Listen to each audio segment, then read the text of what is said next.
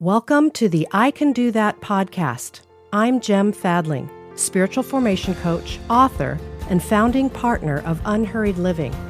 With 30 years experience in spiritual formation, I help people grow by combining grounded optimism with practical spirituality. This effective dynamic will guide you onto the path of discernment so that you can transform your hopes into habits. Each episode, I'll share one practical idea with one simple takeaway. Together, we'll grow at the pace of transformation, and you'll move into your day saying to yourself, I can do that.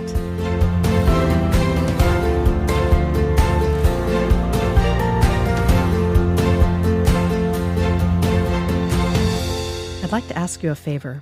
If you've been enjoying this podcast, would you tell a friend? You can text this episode or post on social media, or whatever you choose. I hope you'll pass I Can Do That on to a friend today. Thanks so much. Well, we've made it through 2021, and I don't know about you, but this year seemed to fly by compared to 2020. Time is funny, isn't it? I mean, it's actually moving along at the same pace all the time, and yet our perception shifts. And we haven't figured out how to stop time yet, but I'd like to offer a practice that can help you capture more meaning out of the time that you have. And this is a great end-of-the-year process, and it's very simple. A few years ago, I was listening to an interview with public radio personality Ira Glass. He was talking about the process of good storytelling, and it all came down to two words: action and reflection. This makes sense, right? We do something, and then we reflect on it. We act, and then we ponder the action's meaning. But here's the thing. We aren't a very reflective society, and most of the time, reflection falls by the wayside.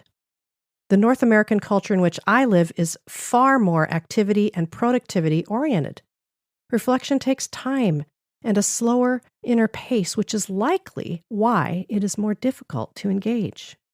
The great gift here is you are participating in the story of your life. Ideally, you are not simply a victim of circumstance.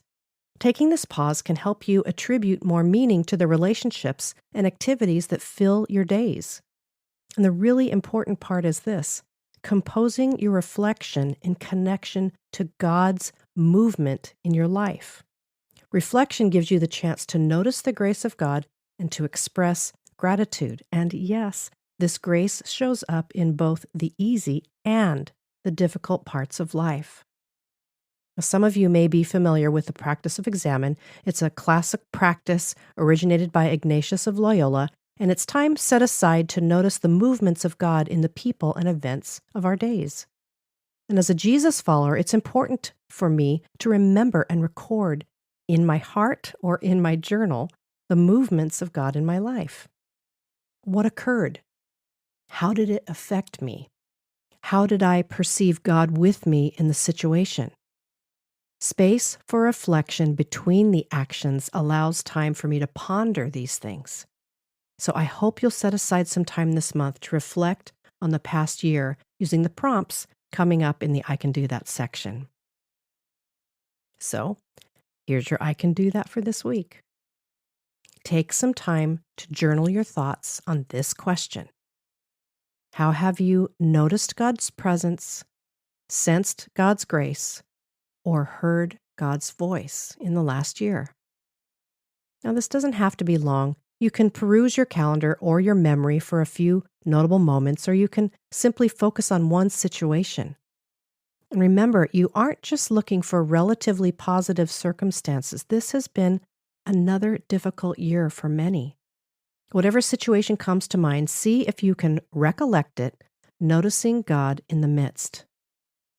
And if you're interested in an even more extensive year-end examine based on Isaiah 61, you can go to unhurriedliving.com.